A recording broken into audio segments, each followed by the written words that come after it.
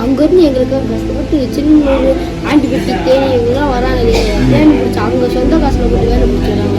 இப்படி யாராவது வருவாங்களே இந்த டீச்சர் அது நல்ல டீச்சர் எல்லாம் அடிக்கவே மாட்டாங்க. கேரம் விளாடுனா எடுத்துக்கடா விளாடுங்கடா சூப்பர் அடிக்க மாட்டாங்களா? அடிக்க மாட்டாங்க. ரொம்ப தப்பு சுற்றுதான் அடிப்பாங்க.